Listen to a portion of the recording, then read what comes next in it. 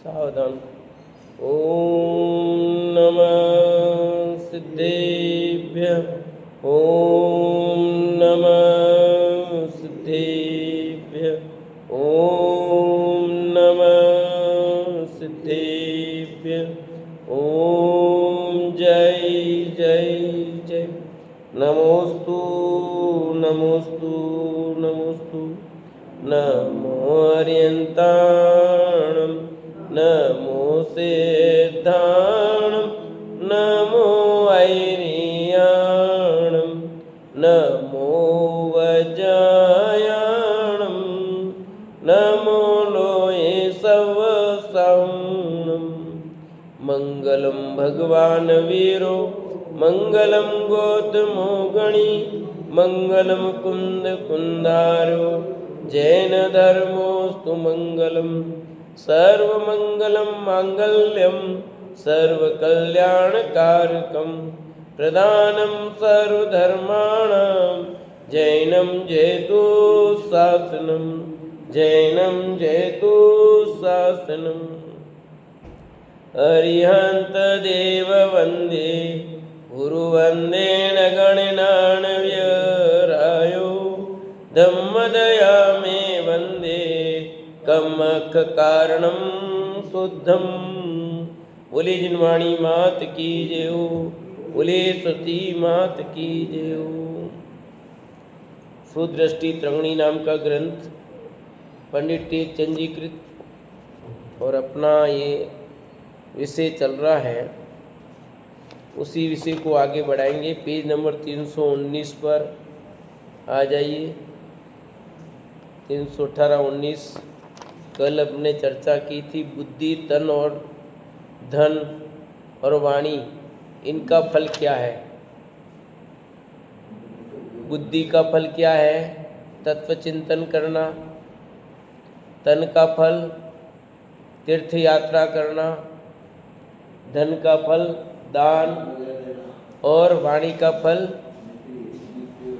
हित मित प्रिय वचन बोलना, जिनवाणी का पठन करना। पेज नंबर 318 गाथा नंबर 96। अब इतने निमित्तों को काल अर्थात मृत्यु समान जानकर इनसे सावधान रहना, ऐसा बताते हैं। किन किन निमित्तों से सावधान रहना भाई? बहुत इस ग्रंथ में बहुत अच्छे अच्छे विषय आए हैं, जो भी व्यवहारिक जीवन के जीने के लिए इन्हें सावकाचार चल रहा है। एक तरह से ये समझ सकते हो। अभी कर्णानुयोग भी हो गया, आगे प्रथमानुयोग भी आएगा, समझो द्रव्यानुयोग हो गया, अभी चरणानुयोग चल रहा है। सही में है ना? अभी जितनी भी बातें चल रही है वो सब चरणानुयोग के अंतर्गत चल रही है। इतने निमित्तों को काल अर्थात मृत्यु समान जानकर इनसे सावधान रहना चाहिए। किनसे किनसे? देखो कहते हैं, दुष्ट नारी सट मित्रो गुड़ जानंत मंत जे बत्तो अथित गर विष पाणो येसु नमताय द्वार जम गेयो। ओ दुष्ट नारी मित्र सट गुड़ज्ञ सेवक वासगर ऐ विषमयी भोजन निमित्त ये जानना है काल सम। क्या जोरदार बात कही गई है। दुष्ट स्त्री, मूर्ख मित्र, गुड़ बातों को जानने वाले सेवक, घर में सर्प का वास, विष में भोजन, ये सभी निमित्त काल के समान जानना चाहिए। यानी इन 6 निमित्तों से बच के रहो भैया। आप तो कहते हो निमित्त कुछ नहीं करता, और ये कह रहे हैं निमित्त की बात। ऐसा प्रश्न उठ सकता है। अभी पढ़ते हैं, फिर आगे इस प्रश्न का जवाब ही देंगे आपको। भावार्थ में कहते हैं, इस जीव के जब पाप का उदय आता है तब ऐसे निमित्त मिलते हैं। जब आ गया, जब इस जीव के पाप का उदय आता है तब ऐसे निमित्त मिलते हैं। घर में महादुष्ट स्वभाव वाली, कलह कारिणी, विनय लज्जा से रहित, तीक्ष्ण कटुक वचन भाषणी, क्रोधादि कसायों सहित, तीव्र कामाग्नि इत्यादि अनेक अनाचार अवगुणों से परिपूर्ण स्त्री मिलती है। इस संबंधी दुख सदैव मरण के समान जानना। आदमी भले जिंदा है पर जिंदा भी मरे समान ऐसी स्त्री मिल जाती तो समझ में आए कि नहीं। और इसका कारण क्या बताते, पहले लिख दिया, पाप का उदय हो तब ऐसे निमित्त मिलते हैं, पुण्य के उदय में ऐसे मिलते ही नहीं है। तो आपने पूर्व में पाप किया है, यानी उपादान गति व्यवस्था ऐसी। आ गया जवाब। जब उपादान में जैसी होगी वैसे निमित्त मिलेंगे, अर्थात आपने जैसे कर्म किए थे उस कर्म के अनुसार वैसा संयोग मिलेगा, और जैसे आपका तो उसके अनुसार भाव बनते हैं। मैं सुबह ही विचार कर रहा था ज्योतिष के संबंध में थोड़ा, कि ज्योतिष काय को हुई, काय को दिखा क्या होगा, कोई ऐसा कर लो, ये कर लो, ऐसा कि ऐसा क्यों भाई, पूछते ना भाई अच्छा मुहूर्त होना चाहिए, होना चाहिए। तो देखो जब अच्छा होना होगा तो आपके भाव ऐसे बनेंगे, नहीं होने होंगे तो नहीं बनेंगे। जैसे सुकून की बात है, आपका निकलना हुआ और ऐसा सुकून मिला, तो अब आपका गड़बड़ नहीं होना हो, आपके नहीं यार सुकून अच्छा नहीं, रुक जाओ भाई, आप रुक जाओगे, ठीक है। और मान लो खराब होना हो, अरे कुछ नहीं हमने जाओ, वो आदमी निकल जाएगा, फिर कोई घटना घट जाएगी, फिर कहा था यार सुकून अच्छा नहीं जाना चाहिए, फिर भी मैं गया, तो उसके दिमाग में फिर और बात जम भी जाएगी।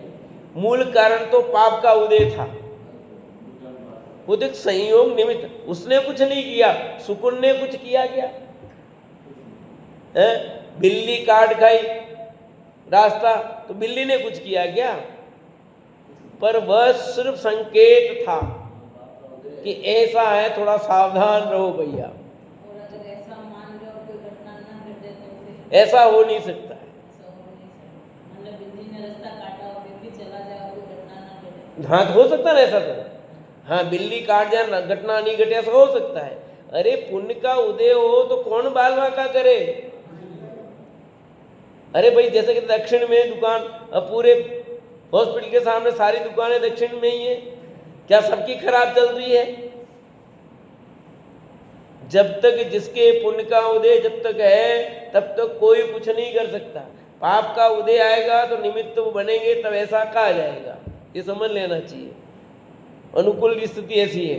बिल्ली खा तो हमको, तो मैं रोज निकलता हूँ, रोज मुझे दूध का सुकून मिलते हैं, और मैं रोज थोड़ी एक्सीडेंट होता, कोई रोज थोड़ी बुरा होता कभी, और रोज निकल, और नहीं मैं ऐसा करके जाऊं तो मैं रोज स्कूल ही नहीं जा सकूंगा। फिर जिस दिन एक्सीडेंट हुआ उस दिन तो दूध वाला नहीं मिला आपको है नहीं, उस दिन दूसरा सुकून हुआ था, दूध वाला थोड़ी मिला। उस दिन ही नहीं, उस दिन बहुत बुरा दूसरा सुकून हुआ था, हुआ जरूर था, पर रोज होते ना, अब उसको छोड़ के जाएंगे क्या? ये तो अपने पाप का उदय हो, इसलिए स्पष्ट लिखा है। पाप पहला शब्द ही डाला है, क्या डाला?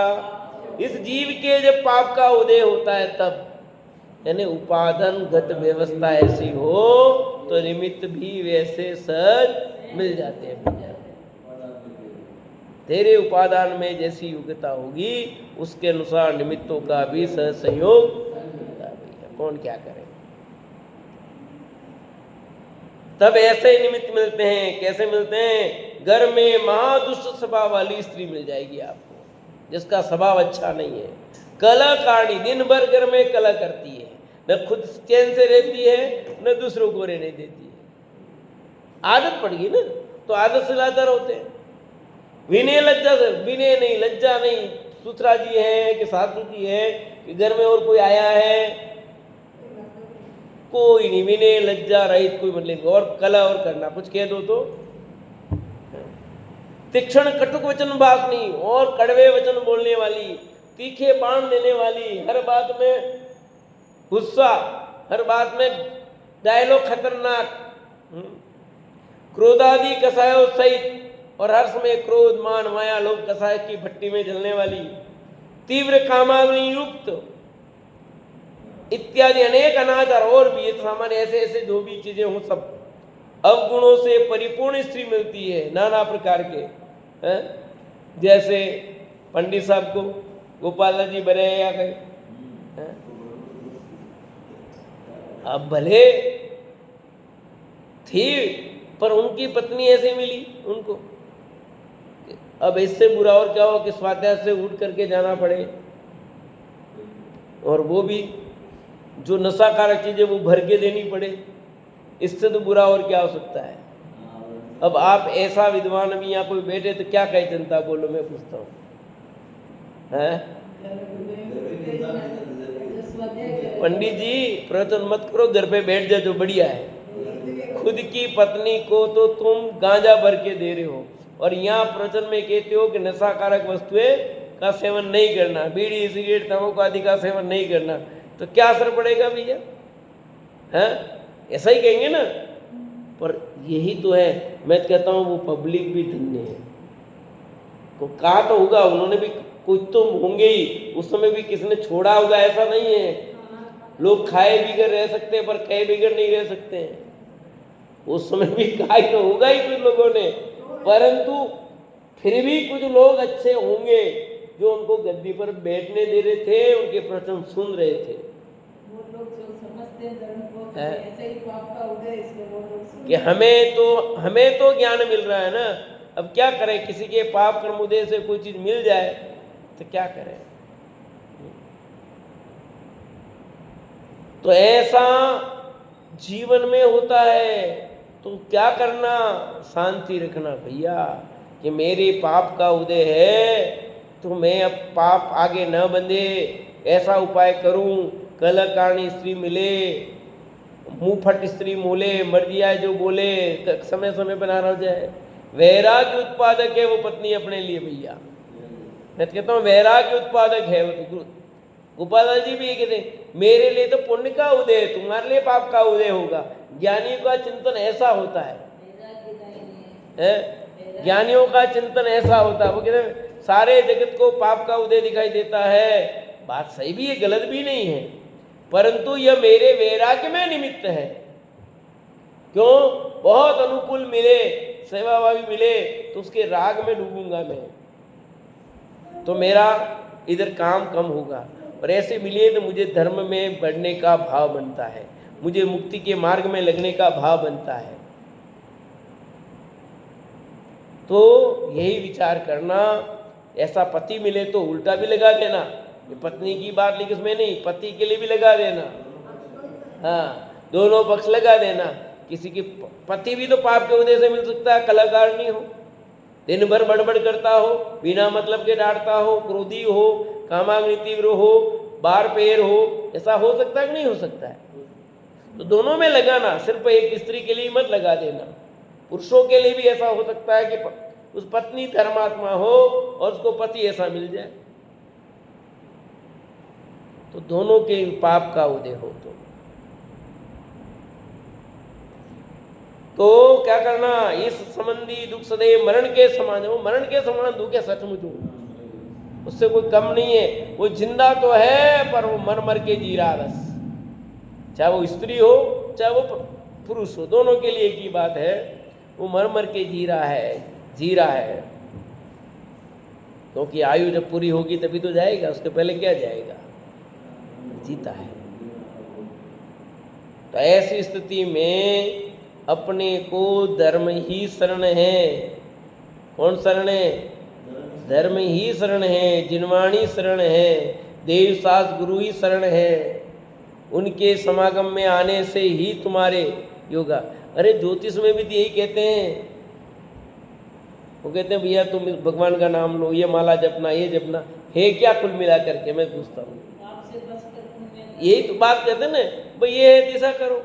अपने यहाँ भी जिनवाणी में यही है पाप प्रकृतियां पुण्य में बदल सकती है, पुण्य पाप में बदल सकती है प्रकृतियां। तो आप अधिक से अधिक मार्ग में लगो, तो स्वाध्याय करो सबसे अधिक, इससे ज्यादा अधिक पुण्य किसमें बनना है। तत्व चिंतन करो, सही निर्णय करो, वैराग्य में निमित्त भूत बनेंगी सब। मुक्ति के मार्ग में लगने का उपाय करो, क्योंकि नहीं तो बार बार पाप का उदय आएगा। ऐसा एक बार आप मिट जाएगा, दूसरी बार वापस आएगा। कब तक ऐसे टोटके करते रहोगे? सूर्य के प्रवचन का सार यही तो था, स्वाध्याय लोगों अपने आत्मचिंतन में कब तक ये छोटे मोटे टोटके रोज करते रहोगे भैया? आपको तो पाप से बचना है और पुण्य में लगना है, पुण्य में नहीं, हमें धर्म में आना है और आगे। तो अब ऐसा उपाय करें कि रोज की घटनाएं वो हो ही नहीं, सदा सदा के लिए समाप्त हो जाए, ऐसा उपाय करें ना। स्वयं महाविनय की विविध नई युक्तियों का जानकार, चतुर, अनेक कला संपन्न, धर्म कर्म के कार्यों में प्रवीण होने पर भी जिनके पास निरंतर रहना है, जिनमें सदैव स्वयं को रहना है, वे मित्र मूर्ख हो। स्वयं तो किसी भले कार्य का विचार करता है और ज्ञानहीन मूर्ख मित्र विचार करते हैं, निंद कार्य का समझाने पर समझते भी नहीं है, कुछ कहने पर वे मंदज्ञानी कुछ अन्य ही करते हैं। ऐसे मूर्खों का निमित्त विवेकियों के लिए मरण के समान जानना। स्वयं तो महाज्ञानी पर मित्र का सहयोग ऐसा हो जाए जो समझता ही नहीं हो, तो उसके कारण उसकी हानि होती है। भुगत तो भोगी है भैया सब। कहते हैं ना, साथ में रहते कुछ तो अब उसको झेलना ही पड़ता है, सुनना ही पड़ता है। भले संबंध कम रखता हो तो भी लोग जानते इनका इनके साथ संबंध है, तो लोग उसको ही सुनाते हैं। कि स्वयं महाविवेकी हो, विविध नई युक्तियों का जानकार है, स्वयं चतुर है, अनेक कला संपन्न है, वो धर्म कार्य में प्रवीण है, सब होशियार है खुद, और जिनके पास निरंतर रहना है, जिनके साथ रहना है, वे कैसे हैं? पर वे सदैव जिनके सारे वे मित्र मूर्ख है। पर जिनके साथ उठना बैठना है, जिनकी संगति की है, वे संगति करने वाला वह मित्र कैसा है? मूर्ख है, ना समझ है, ज्ञानहीन है, तो उसका तो समझ लो मरण समान ही है वो। मित्र में भी हाँ, क्योंकि उससे उसकी भी बदनामी होती नहीं होती है। यार तुम लोग, तुम्हें दोस्ती तोड़ देनी चाहिए ना ऐसे से। तो अब दोस्ती भी नहीं तोड़े और ऐसी की संगति भी रखे तो क्या हो? तीसरा, जो किसी से कहने योग्य नहीं है, दूसरों को ज्ञात हो जाने पर जिससे स्वयं को दुख हो, कदाचित राजा या पंचों को ज्ञात हो जाने पर दंड भी मिल सकता है, ऐसी कोई गूढ़ वार्ता पहले किसी सेवक को मित्र जानकर कह दी हो, परंतु समय पाकर प्रयोजन सिद्ध नहीं होने से द्वेष रूप प्रवृत्ति करने वाला वह सेवक मित्र काल के समान हो जाता है। इसलिए विवेकी जीव स्नेह के वश हो सेवक को तथा मित्र को भी अपने घर की गुप्त गूढ़ वार्ता नहीं बताते हैं। बताने के बाद वे कभी भी काल के समान दुखदाता जानना। क्या गजब की बात कह दी है, सच कही है। और उसका प्रूफ तो अभी अखबार में कुछ दिन पहले पढ़ा हो तुमने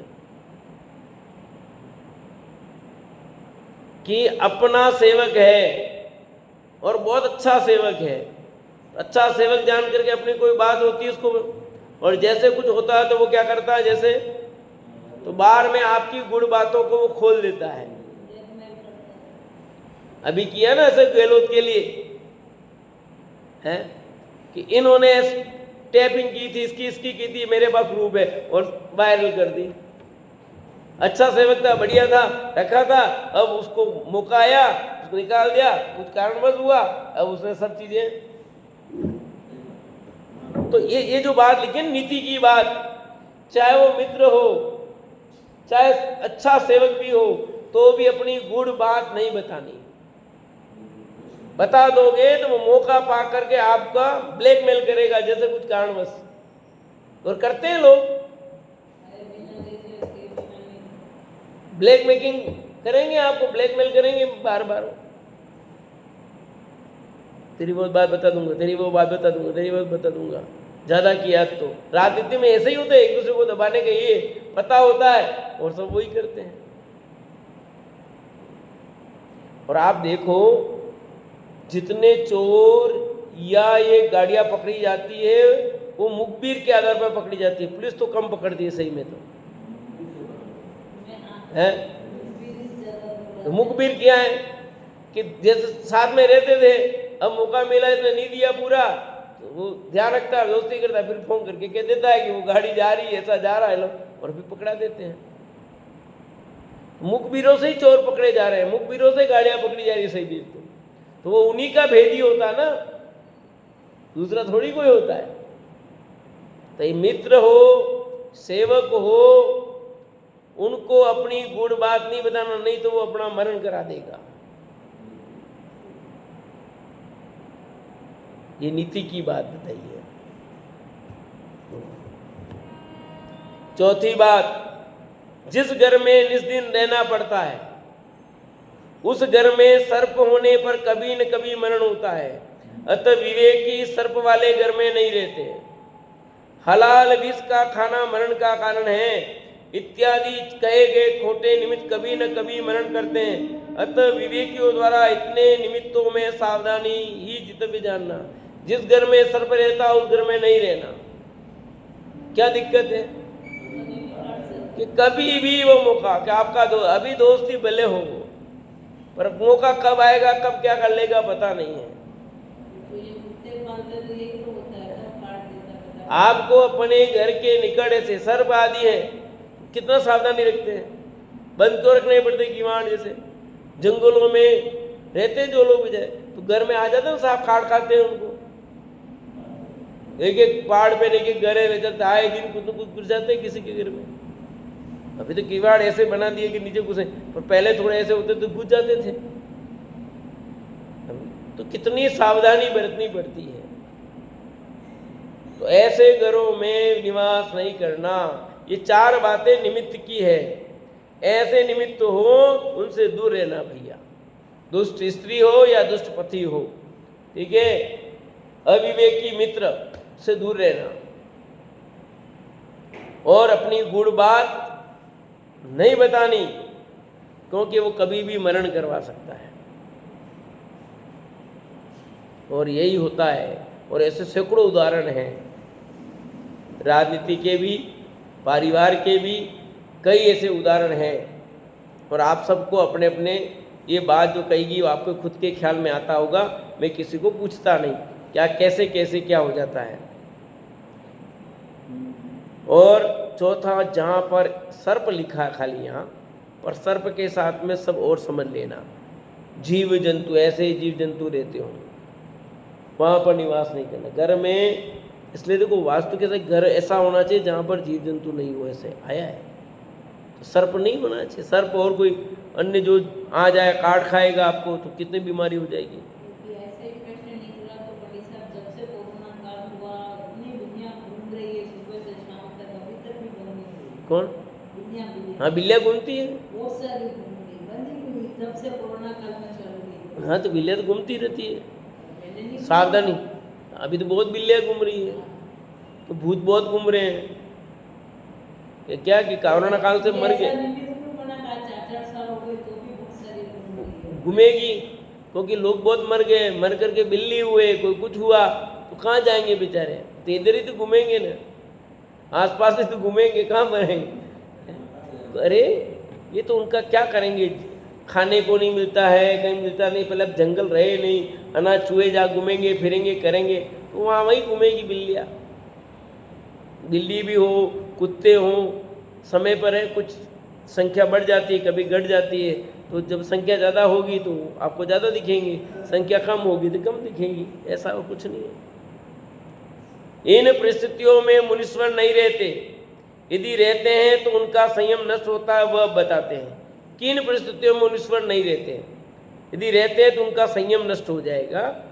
देखो क्या कहते हैं, जय मुनि तति न भूपो, जय मुनि तिथि न भूपो, नीरो तण धान अलपत होई, न धम्मी जन धम्मो सपुर देशो ये तज्जे जोई।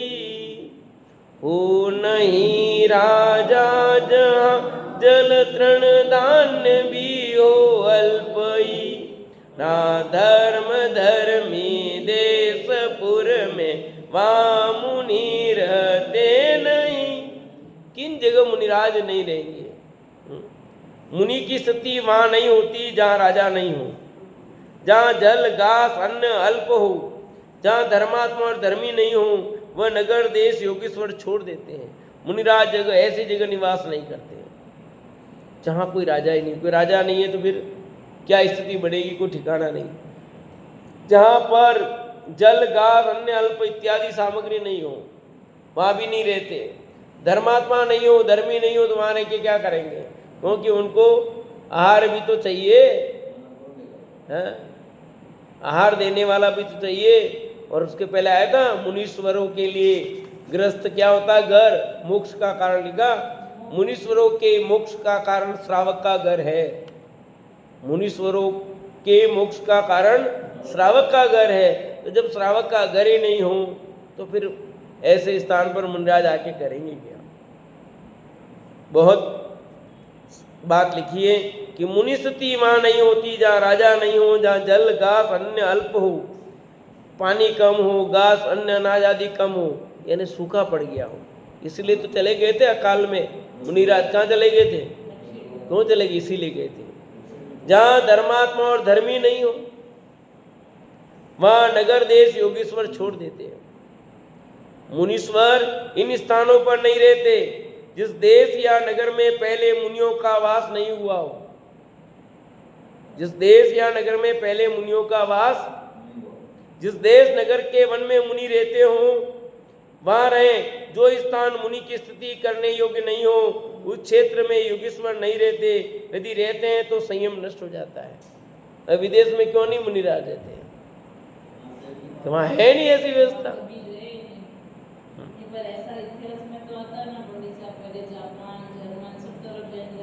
तो पूरा आर्यखंड है ना,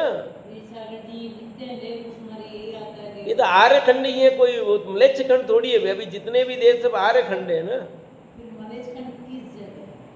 इसके बाहर का एरिया है। आर्यखंड का भी कितना भाग है भाई? 526 योजन का टोटल जो भारत क्षेत्र है उसमें एक आर्यखंड है, 5 मलेच्छ खंड हैं। तो उस मलेच्छ ये एरिया जितना भी देश जितने बताइए तो आर्यखंड में ही आ रहे हैं ना, मलेच्छ खंड में थोड़ी आ रहे। आर्यखंड इसलिए वह धर्म की बात भी हो रही है।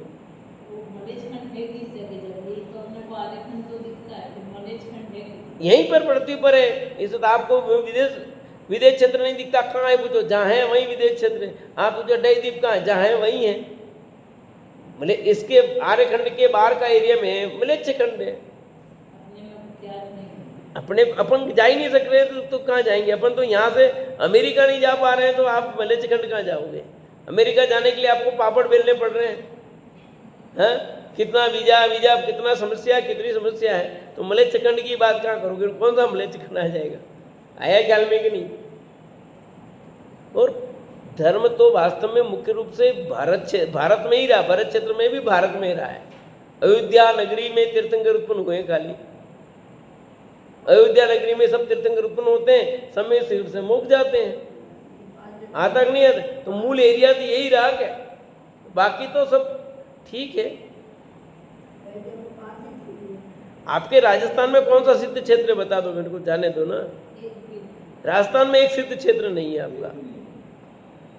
गुजरात में तो गिरनार हो गया, एक पावागढ़ हो गया, पर राजस्थान में एक सिद्ध क्षेत्र है क्या? बताओ मेरे को। केसरिया और बिजोलिया 2 जगह का उल्लेख मिलता है क्या? आया बस, पर सिद्ध क्षेत्र तो नहीं है ना कोई। आया समोसरण, ये बात है। समोसरण तो और जगह भी आया होगा, परंतु कोई सिद्ध भूमि है क्या वास्तव में? तो जिस देश नगर का कोई राजा नहीं हो उस क्षेत्र में मुनीश्वर नहीं रहते भैया। क्योंकि राजा से रहित क्षेत्रों में प्रजा दुखी होती है। राजा के बिना काम नहीं चलता कहीं भी हो। जैसे हमारे स्कूल में प्रिंसिपल नहीं, उस दिन क्या होते हैं?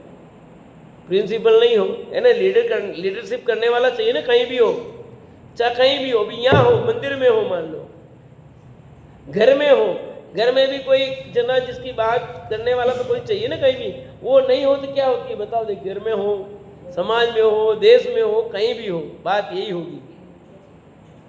कौन करे कौन करे, कोई तो आगे लीडरशिप करनी पड़ेगी ना। अभी यह मंदिर कार्य कौन करे कौन करे कौन करे, कोई आगे बढ़ेगा नहीं तो कौन क्या करेगा। तो किसी न किसी को तो नेतृत्व करना पड़ेगा नहीं, तो नहीं होगा नेतृत्व करने वाला तो बहुत बड़ी दिक्कत होती है। तो राजा ही नहीं है, राजा रहित क्षेत्रों में प्रजा दुखी होती है, जीवों की दशा अन्यायी होती है, जहाँ जीव वहाँ अनाचारी निर्दयी होते हैं इत्यादि अनेक विपरीतताएं होती हैं। ऐसी स्थिति में वहाँ यति के धर्म का साधन नहीं हो पाता। ऐसी स्थिति में वहाँ यति का धर्म नहीं हो पाएगा। न्यायवान राजा के बिना दुष्ट प्राणी दीर्घ शक्तिधारी होकर दीन जीवों को पीड़ा देते हैं। न्यायवान राजा नहीं होगा तो बिना दुष्ट प्राणी दीर्घ शक्तिधारक होंगे, दीन जीवों को क्या करेंगे, पीड़ा पहुंचाएंगे।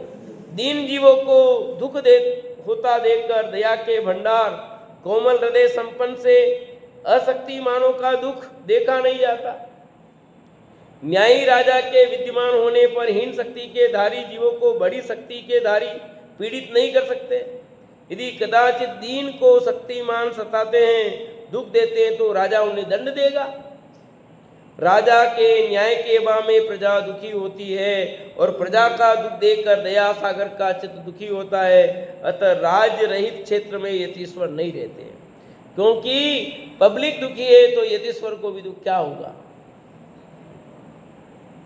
तो मुनिराज जहाँ राजा नहीं वहाँ प्रजा दुखी होने वाली है, वहाँ कोई न्याय नहीं होगा, सब अन्याय नीति करेंगे, कौन को दंड देगा। जैसे चुनाव समय आता ना तो लोग धनाधन अपने अपने काम करने लग जाते हैं। क्यों कि राजा भी कुछ नहीं कर नहीं सकते, सरकार कुछ, तो जितना भी बेईमानी करना फटाफट घर उठा लेते हैं, वो कर लेते हैं। सब क्यों कर लेते हैं, इसलिए कर लेते हैं। और कर्मचारी है तो उनको दे देंगे, कुछ हो जाएगा काम। तो राजा का होना कितना आवश्यक है। जिस देश में नदी सरोवर कूप बावड़ियों का जल कठिनता से मिलता हो वहाँ यतीश्वर का धर्म नहीं पल पाता। अतः वे ऐसे क्षेत्र में नहीं रहते जहाँ नदी नहीं सरोवर नहीं, तो उनको पानी तो चाहिए ना। खुद के पानी की कमी हो तो मुंडराजों को क्या सुविधा उपलब्ध कराएंगे, और मुंडराज को भी तो शुद्ध जल चाहिए। जहाँ त्रिंचों के तन का आधारभूत तृण घास का बाहुल्य हो वहाँ पशु साता पाते हैं, सुखी रहते हैं। जहाँ घास की उत्पत्ति अल्प होने से उस घास को खाने वाले त्रिंच पीड़ा पाते हैं, ऐसे क्षेत्रों में करुण सागर नहीं रहते। अब पशु दुखी हैं तो मुनिराज उनको देख करके कैसे प्रसन्न रह सकते हैं। तो वे तो करुणा के सागर है ना मुनिराज, तो उनसे ये देखा नहीं जाता, इसलिए वे ऐसी जगह नहीं रहते। जिस क्षेत्र में अन्न की उत्पत्ति अल्प होती है वहाँ के जीव सदैव अन्न की चिंता से सहित रहते हैं। ऐसे क्षेत्रों में मुनीश्वर धर्म का निराबाद नहीं सत पाने कारण दया के भंडार जगत गुरु यतीश्वर नहीं रहते। जहाँ अन्न ही कम है तो पब्लिक ही दुखी है, तो वहाँ क्या करेंगे, वो वहाँ नहीं रहते, ऐसी जगह पर निवास नहीं करते।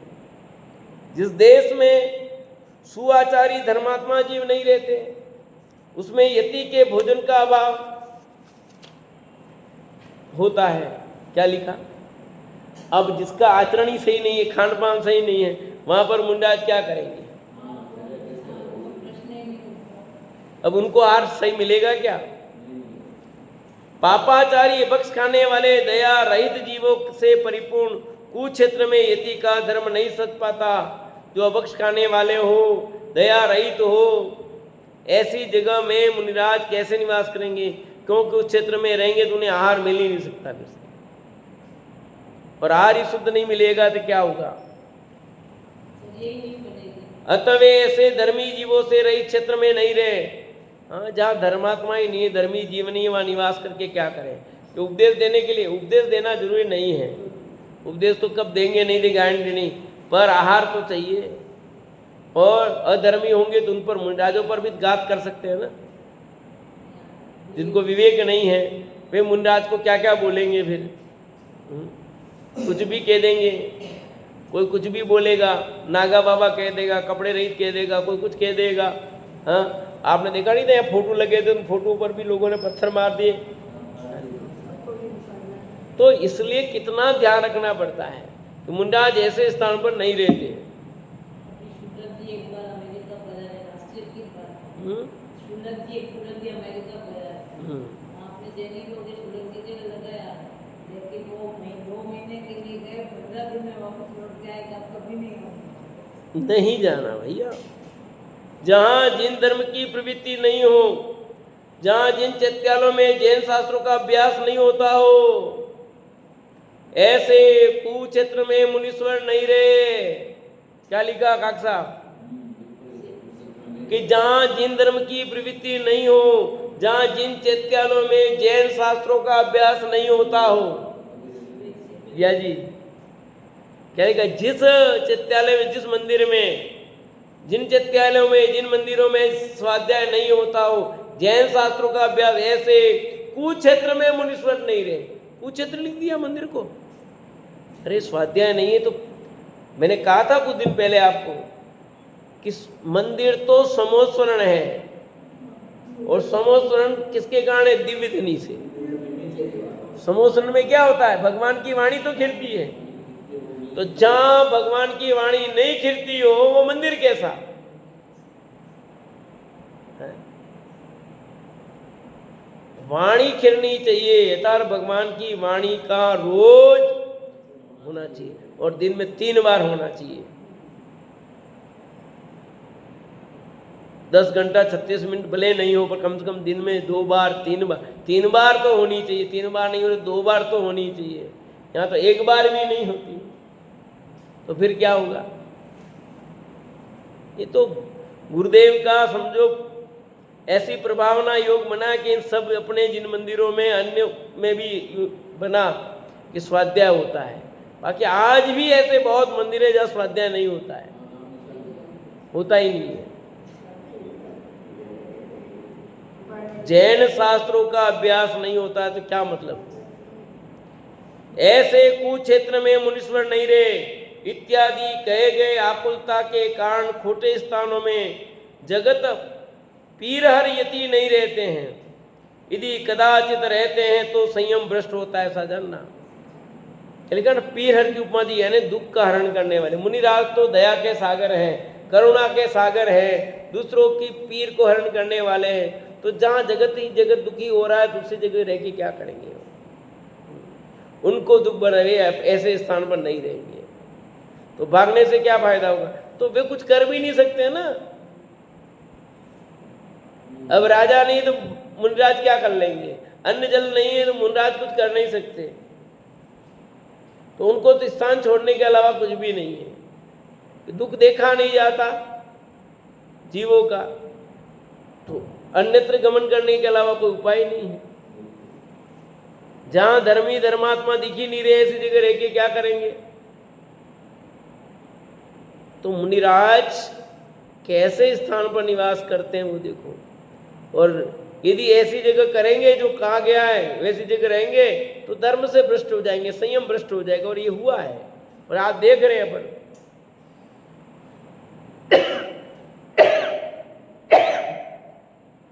धर्म से भ्रष्ट नहीं होना है तो ऐसे स्थान पर रहना पड़ेगा भैया। क्यों क्या करेंगे? जब स्थिति ऐसी दिख रही है तो आदमी करेगा सब। संयम से भ्रष्ट हो जाएगा, लिखा क्लियर यहाँ, संयम से भ्रष्ट होते ऐसा जानना भैया। और संयम से भ्रष्ट नहीं होना हो तो मुनीश्वरों को ऐसे स्थान पर निवास नहीं करना भैया। ठीक है, शेष चर्चा आगे चलेगी।